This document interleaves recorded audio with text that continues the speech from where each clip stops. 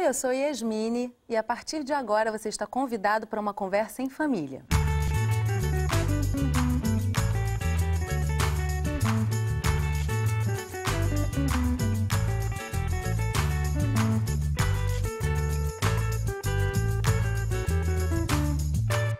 Padrasto, madrasta, enteados, meio-irmão, dá para viver em harmonia com esses novos arranjos familiares?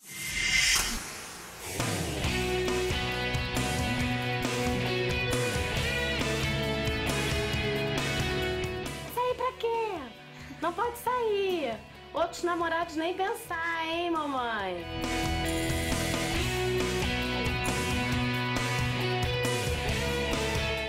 Eu lembro que eu tinha muito ciúme do Maurício, eu implicava muito com ele. Eu lembro que eu ficava imitando minha irmã.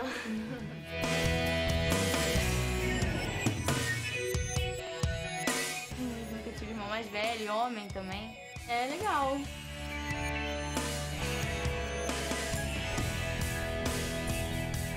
Cheguei devagar e devagar fui até que conquistei geral.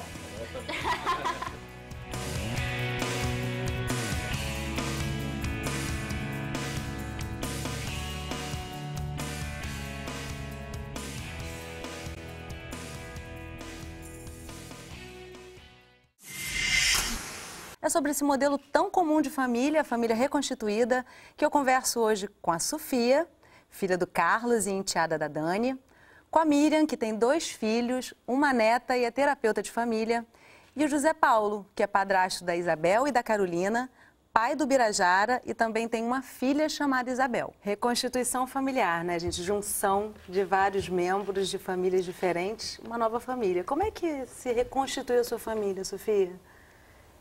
Quando eu tinha uns 7 anos, a minha mãe foi morar na Turquia. E aí eu fui morar com meu pai. Uns 3 anos depois ele casou de novo com uma mulher que tinha um filho. E aí uns anos depois eles 2 tiveram uma filha. E agora mora todo mundo junto, assim. Zé Paulo, como é que foi a sua reconstituição familiar? Eu já tive 2 episódios, né? Já estou no 3º casamento. A minha primeira separação, eu tinha um filho, 10 anos, me casei de novo. Foi tranquilo a adaptação dele com a minha nova mulher. Aí nós tivemos uma filha que, né, agora está com 15 anos, ele já está com 35 hoje. Muito bem, fiquei casado alguns anos, depois me separei de novo e vinha casar de novo com uma moça que já tinha 2 filhas já criadas, com 20 anos, assim, em torno disso. E aí é isso, fui morar com ela e meu filho aí já casou, já não frequenta esse ambiente, mas a minha filha vem aquela coisa, 2, 3 noites por semana, está com a gente. Também foi bastante tranquilo, assim.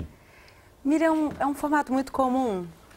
Cada vez mais comum, né? Hoje em dia a gente tem realmente, com uma aceleração das separações e do divórcio, a gente tem muitas reconstituições familiares, né? Eu acho que todo casamento, toda união é complicada. A união de uma família reconstituída, ela tem alguns fatores que são um pouco mais, alguns complicadores a mais. Somam-se algumas complicações, Somam-se, porque cada um já tem uma história, né? Cada um já tem, não é uma história que está sendo criada junto, cada um já vem com uma história carregada. Normalmente, quer dizer, separações têm conflitos, né? Quer dizer, nada é muito tranquilo, né? Então isso soma a dificuldade dessa união.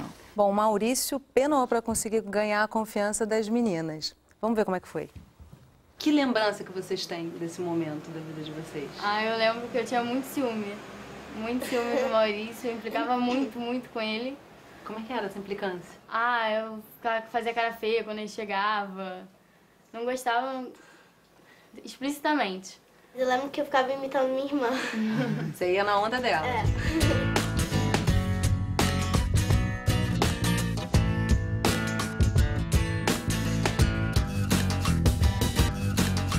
Já estou chegando na área, então. Completou a família. As meninas deram muito trabalho. Hoje em dia não dão mais tanto, mas no início de tudo dava muito trabalho. A Isadora era o Chuck possuído. Assim, eu olhava para mim, se ela tivesse com um fuzil, eu sofri muito na mão da Isadora, cara.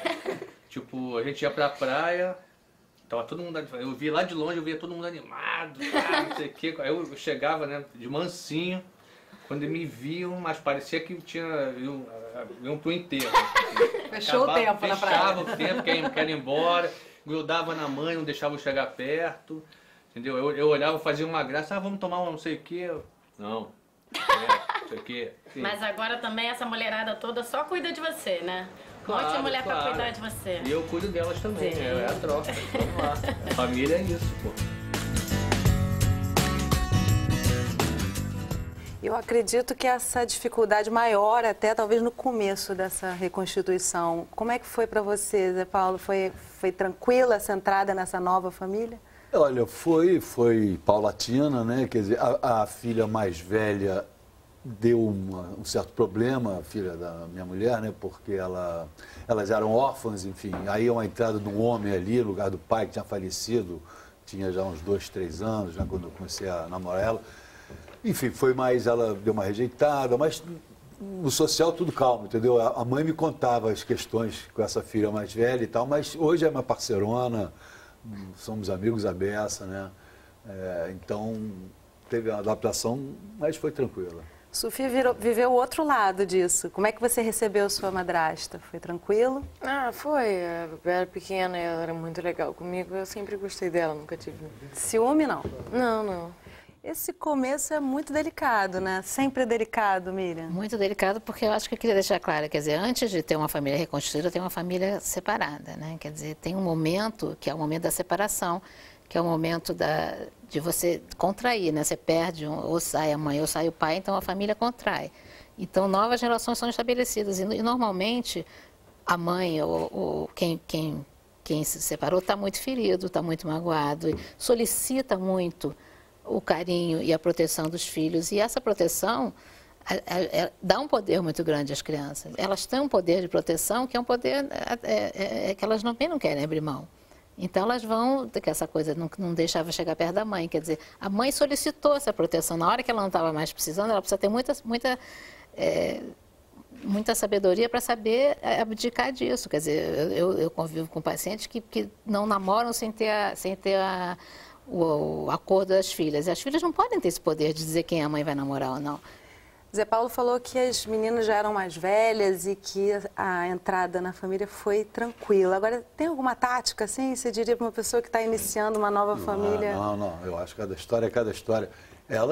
A mãe delas é psicanalista, o que já dá, eu acho que já deve ter ajudado alguma coisa. Elas eram muito gracinhas, muito bem criadas e tal. Acho que a minha filha também, que entrou nessa família reconstituída também, tem a pretensão de ter criado ela bem, então a coisa não teve grandes conflitos, entendeu? Teve essa questão da mais velha, que daquela rejeitada, não diretamente comigo, mas a mãe me trazia alguns relatos assim nesse sentido. Eu não tenho tática, não tem fórmula, não. Eu acho que é como ela disse ali, cada história é cada história, né? Eu acho que eu queria comentar, quer dizer, esse rapaz do vídeo, ele parece que realmente ele tinha um desejo muito grande que desse certo, né? Que eu acho que essa é uma coisa que você vê que ele enfrentou isso com muita valentia, né? E tem casos muito mais sérios, porque o cara quer impor uma disciplina, quer impor uma rigidez que é rejeitada muito de começo. Então você tem que ter um jogo de cintura muito grande. E parece que esse rapaz teve, né? Ele conseguiu, de uma maneira, conquistar ali o carinho de todo mundo, né? Sofia, você disse que quando a sua madrasta chegou, ela foi muito legal com você, ou seja, ela teve uma tática boa. Como é que foi? Acho que não tem uma tática, talvez ela só fosse muito legal. Foi uma coisa pensada, né? Não acho que ela tentou me agradar nem nada, eu só gostava muito dela também, porque antes era eu e meu pai, e de repente era eu, a minha madrasta e um irmão. E quando eu era pequena eu queria ter irmãos, então eu achava legal também ter um irmão que eu nunca tive, né? Bom, no caso da família da Malu, a chegada do Maurício foi a possibilidade de impor um limite de espaço. Vamos ver como é que foi lá com as meninas.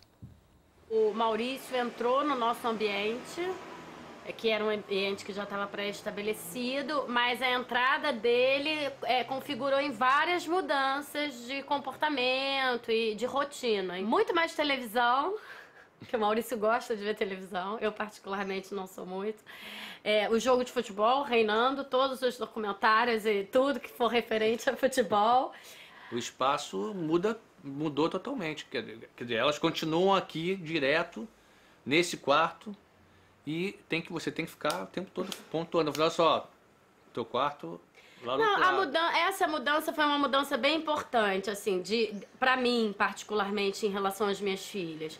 que foi determinar esse espaço individual. Esse é o lugar da minha mãe, essa é a vida da minha mãe. Então tem realmente um momento que a gente fala, ó, pronto, acabou, foi muito bom ficar todo mundo aqui, mas vai lá pro quarto de vocês, a gente precisa ficar um pouquinho Mas é sozinho. difícil.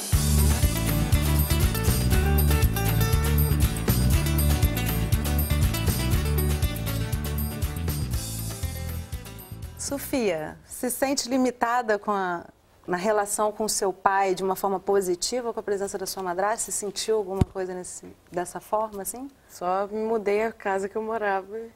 Antes eu dividia quarto com o irmão e depois, quando a irmã chegou, também dividia quarto com ela. E agora, depois mudou de casa de novo e aí agora eu tenho meu quarto, mas eles dois ainda dividem o quarto. No meu caso, quer dizer, elas eram extremamente bagunceiras, mas um caos.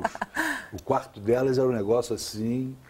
E eu não funciono assim, eu tenho um mínimo de organização, eu não consigo sentar numa mesa de trabalho, caos, eu fico paralisado, eu fico mobilizado, eu tenho que dar uma organização. Então, foi uma coisa difícil começar a conviver isso. Mas eu fiquei namorando muito tempo a mãe delas e tal, fui entrando na casa aos poucos, aquela coisa, né? Dorme um pouquinho, vai passando o fim de semana, até que fizemos uma obra na casa e eu me instalei, elas já estavam mais adaptadas, e eu também, aquela bagunça. Aos poucos a gente foi construindo uma nova arrumação na casa. Quando o casal se separa, tem uma contração, né? E depois, quando entra uma pessoa, tem uma expansão. Entra mais uma pessoa, quer dizer, as relações têm que ser mudadas, inclusive as relações espaciais. E é muito importante, porque né, a pessoa tem que chegar e tem que se chegando e arrumar o espaço dela. E eu acho que é fundamental a pessoa que recebe, a madrasta ou o padrasto, abrir esse espaço físico e emocional para a pessoa que está entrando, né? Porque o físico até às vezes é mais fácil, mas o emocional às vezes é muito difícil, porque quando tem essa fusão, você vê que essa é uma família muito fusionada, né? Todo mundo um montado em cima do outro o tempo todo ali para eles estabelecerem essas fronteiras e criar um espaço, uma fronteira entre o casal, que não tinha mais um casal, né? Quer dizer, era a mãe e as meninas. Quando se formou um casal, eles tiveram que brigar para restabelecer essa fronteira do casal. No caso agora, minha filha, a mãe casou-se novamente e ela está com um padrasto lá, né? Eu não sei se eu cheguei a ter esse sentimento assim ela com certeza gosta muito tem lá uns conflitos com o padrasto e tal, mas convive muito bem, é um cara parceiro dela também e tal. Mas eu entendo isso, quer dizer, tem essa disputa, né? Um pai e um padrasto, para quem eu vou dar o meu afeto mais afeto. Por mais nobre que o pai ou o padrasto seja, sempre rola um ciúme, né? A gente vai fazer um intervalo rapidinho e eu vou voltar já falando sobre as famílias reconstituídas. Não sai daí.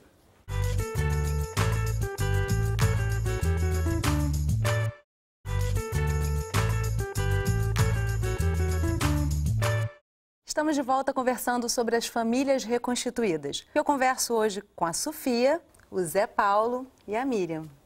A gente terminou o bloco anterior falando sobre essa questão do espaço, né? Da chegada de um novo membro na família e os limites que isso traz para todos os lados. Agora, na educação, padrasto, madrasta tem limite? Deve educar, deve participar, não deve participar? No caso da família da Malu, a participação do Maurício na educação das meninas foi muito bem-vinda por todas elas. Vamos ver. O Maurício realmente é um pai. O fato dele ter essa personalidade em relação às meninas foi bem positivo para a nossa relação também dar certo, né? Ele é muito presente na educação das meninas. É uma figura masculina importantíssima também, por ser uma casa de mulheres. Como é que é esse educar do padrasto? Ele é diferente do educar de um pai? É diferente, porque o Maurício ele tá aqui todo dia, diariamente, sabe das coisas, assim, mais rápido, né? E o meu pai, ele sabe por telefone, quando a gente conversa e tal. Por exemplo, quando tem que estudar, aí tem que parar, tem que tirar o tablet, tirar o celular, né, mano? Ele manda desligar. Tem que desligar, ele manda. E vocês obedecem? Sim, claro. Como é que é lá na sua casa, Sofia? A minha madrasta não manda em mim, né? Mas o meu pai manda um pouco no meu irmão e na minha irmã. Porque... Teu irmão que é filho meu irmão da sua que é filho da minha madrasta. madrasta. Tipo, ele é padrasto, mas ele manda nele porque também meu irmão cresceu sem o pai quase. Então, meu pai veio e ficou no lugar de pai. E meu pai ajuda a educar ele. Às vezes a minha madrasta fica irritada porque meu pai se mete na vida do filho dela e ela não se mete na vida da filha dele, mas... Tem esses conflitos, então. Mas de acaba que limitação. fica assim mesmo. Ele manda no Antônio e ela não manda em mim. Meu pai só que manda em mim.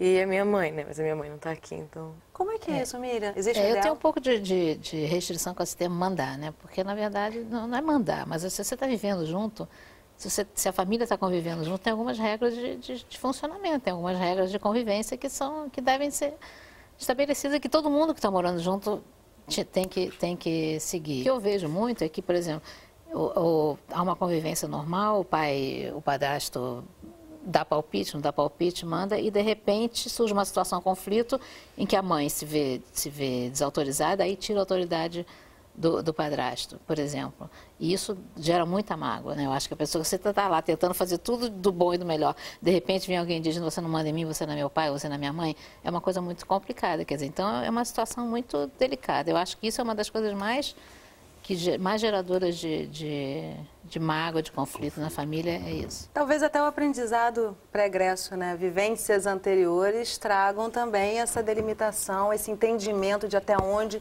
se pode ir com a educação. O Maurício, no caso, a experiência dele com o padrasto fez com que ele se tornasse um padrasto mais presente com as enteadas. Perdi meu pai eu tinha 11 anos e com 12 para 13 chegou o namorado da minha mãe, que a princípio namorava e dormia de vez em quando lá em casa e tal. Mas eu achei muito bom ele chegar.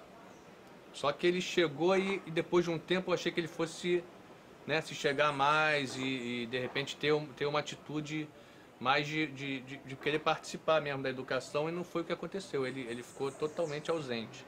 Então para mim foi muito traumático e eu odiava. Fazia, subia a parede e o cara olhava. Se minha mãe não tivesse, era um problema, porque ele não conseguia nem falar comigo. Limite Entendeu? também é uma demonstração de carinho, Cara, né? lógico, tem que ter, cara. Eu tava pedindo pra ele, falei, cara, me dá um cascudo, pelo amor de Deus. Quando eu tive o Guilherme, eu também fiquei muito preocupado com essa coisa da proximidade e do quanto afetivo eu gostaria de ser com ele. Eu falei, bom, o meu padrasto não foi nada afetivo comigo, eu vou fazer tudo diferente. Limite é uma demonstração de carinho? Muitas vezes é, mas você viu que ele estava pedindo. Limite é atenção, limite é eu estou olhando para você, eu estou vendo você, eu estou vendo o que você está fazendo, né? Quer dizer, você é importante para mim, eu faço questão. Claro que tudo tem sua medida, né? Quer dizer, se uma pessoa muito rígida, eu, por exemplo, tem um caso no consultório em que é um pouco o padrasto, ele é extremamente rígido. Ele é rígido, ele reconhece que ele é rígido, não sei o quê. Mas junto com essa rigidez, ele dá muito também. Então, se você dá muito, você até tem direito de exigir também. Ele tenta maneirar isso, mas ele é um cara que senta, lê história, estuda, e aí ele exige algumas coisas, entendeu? Mas você tem que ter sabedoria de... É difícil, mas tem. O Zé Paulo comentou que entrou depois do falecimento do pai das meninas, né? Você sentiu esse espaço, mesmo com elas um pouco mais velhas, assim, existiu essa busca por esse espaço? Esse espaço de educação... Esse espaço do pai, que em alguns momentos até o Maurício coloca ali, que talvez tenha Não senti buscado. não. Eu acho que elas estavam já, não sei, bem resolvidinhas assim. Quer dizer, a gente foi criando uma relação, né? A gente foi... Não teve muito essa coisa da educação. Eu vejo mais minha filha, que está com esse padrasto, e ele pegou minha filha com 10 anos, 9 anos, não sei, ainda uma criança. Então ele tem educação. Eu até comentei alguns problemas que eles têm lá de relacionamento. Eu acho que passa por aí, porque ele tem mesmo um papel de pai, de educador. Enfim, aí surgem os conflitos, né? Agora, Sofia, você falou que a sua madrasta não manda em você, mas muitas vezes a mulher tem uma forma diferenciada de lidar com o adolescente, por exemplo, de dar alguns limites, voltar mais para casa, ficar mais perto da família. Na tua casa, como é que isso funciona? Você dá essa liberdade, seu pai deu essa liberdade, vocês concederam esse espaço para sua madrasta se colocar nesse sentido? Ela se coloca, mas é porque... Meu pai, quando eu fui morar com ele, eu já estava acostumada a ficar muito na casa dos meus amigos e ficar saindo de casa todo dia para fazer várias coisas. Eu também tenho inglês, tenho teatro, tenho milhões de coisas para fazer à tarde, então durante a semana eu também só chego de noite. A minha madrasta fica um pouco incomodada com isso, porque ela queria que eu ficasse mais em casa, porque às vezes parece que eu não sou da família, parece que eu só vou para lá às vezes ver eles, não sei o quê. Mas ela não manda, tipo, se eu ligar para pedir para dormir em algum lugar. Meu pai que determina se sim ou não. Se ela falar não e meu pai falar sim, é sim. existe esse estereótipo da madrasta, né? A madrasta má. A madrasta, quer dizer, eu não sei, é isso, é complicado você assumir um papel de autoridade, um papel que não é teu, você está assumindo o papel de alguém, isso tem que ser muito, muito negociado, é muito difícil, né? Quer dizer, e a madrasta, a mãe não tem opção, né? Quer dizer, você é mãe, você não pode deixar de ser mãe, você é mãe para sempre. A madrasta foi uma escolha, quer dizer, foi imposto para você, você pode até rejeitar a madrasta se você quiser, porque ela não é a tua mãe. Então tem essa coisa de você, do teu desejo de aceitar ou não. Na mãe você não tem opção, né? Não é opcional. Talvez esse estigma da madrasta má tenha uma influência forte das historinhas lá, né, que você contava para as crianças. Branca de Cinderela. Neve, Vamos trazer a Cinderela então para essa roda de discussão, porque eu acho que é onde se cresce muito esse estigma. A gente separou um trechinho. Apesar de ser pai devotado e dar à filha todo luxo e conforto, ele sentia que faltavam à menina carinhos de mãe. Por isso, resolveu casar-se de novo, escolhendo para esposa uma senhora viúva que tinha 2 filhas da mesma idade de Cinderela. Oh, por favor, não creia que... Silêncio!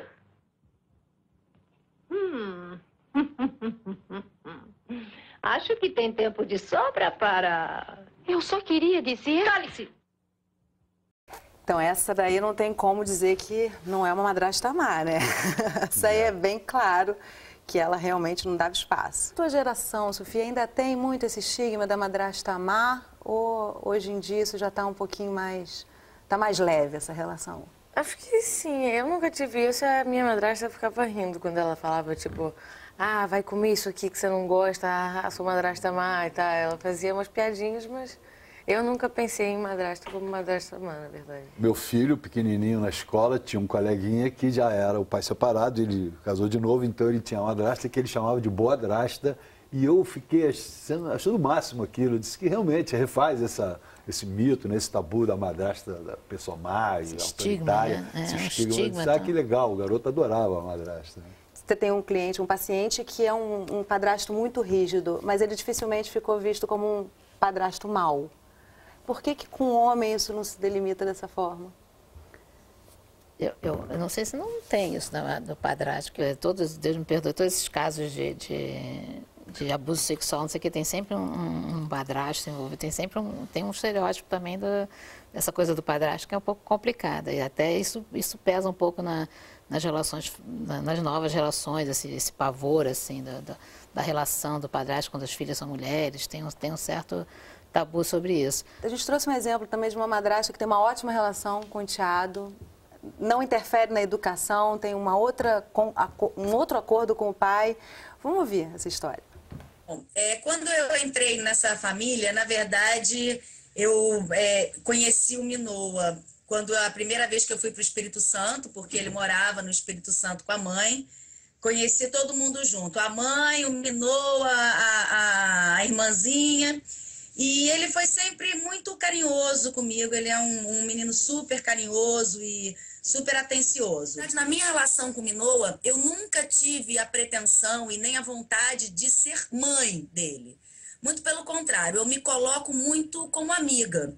Eu não sou a pessoa que dá bronca. Eventualmente, se precisa botar um limite, eu até coloco, lógico, mas eu não sou aquela pessoa que vou fazer o papel da mãe. Eu sou mais uma amiga dele, a gente conversa de uma maneira diferente, como ele conversa com a mãe dele, e ela frequenta a nossa casa por ela morar em outro estado, ela vem, final de semana que vem, por exemplo, ela vai estar aqui, ela fica hospedada aqui. Então, assim, o espaço dela não foi... eu não interfiro no espaço dela de forma alguma. Isso é importante também, manter essa relação cordial, porque são duas famílias. Quanto menos conflito tiver, mais fácil vai ser, mais sucesso vai ter essas relações. Eu acho que... E o que a gente vê muito claro nesse depoimento é a clareza dos papéis, né? Quer dizer, cada um sabe muito bem qual é o seu papel, até onde tem que ir, e está muito bem estabelecido isso, as fronteiras, como a gente falou.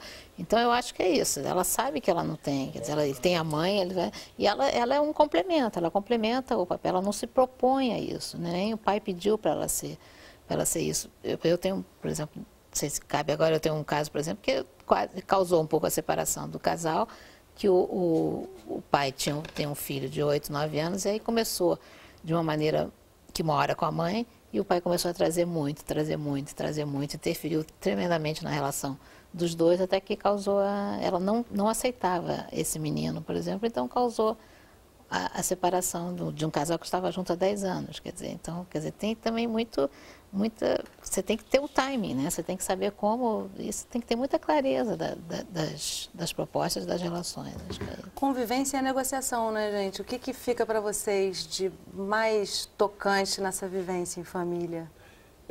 Sobre isso aí, quer dizer, eu vejo assim, eu acho que conflito, quanto menos melhor. Eu me dou muito bem com minhas duas ex-mulheres, realmente, e a minha mulher também se dá, né? Mas essa coisa de trazer para casa, eu acho engraçado, eu acho isso uma coisa complicadinha. Delicada. Não, vai passar o fim de semana aqui, a mãe, porque mora fora ou porque não mora fora. E eu vejo outros casais que convivem muito bem, socialmente, até na intimidade. Eu tenho uma certa dificuldade com isso. Só para registrar essa passagem isso aí. Não é tão simples, às vezes. Não é tão simples. Eu acho estranho, entendeu? Eu estou com uma nova mulher, tenho uma outra mulher que eu tive toda a intimidade, com quem eu crio um filho e tal. Você traz para a sua casa ali, não tenho facilidade com isso, não. Para você, Sofia, o que você guarda de melhor dessa vivência em família? A minha mãe, na verdade, a minha madrasta, Dani, ela já tinha namorado meu pai há 20 anos atrás. E ela era amiga da minha mãe, elas faziam teatro juntas. E depois a minha mãe namorou meu pai, eles se separaram e a Dani voltou. Então a minha mãe e a Dani gostam muito uma da outra, eles são muito amigas, assim. Que bom, né? E o meu padrasto, no caso, é turco, então ninguém se conhece ele, ninguém da família, né? Só eu conheço ele. Gente, eu quero agradecer muito a presença de vocês nessa conversa em família de hoje. Muito obrigada por compartilharem as experiências de vocês com a gente.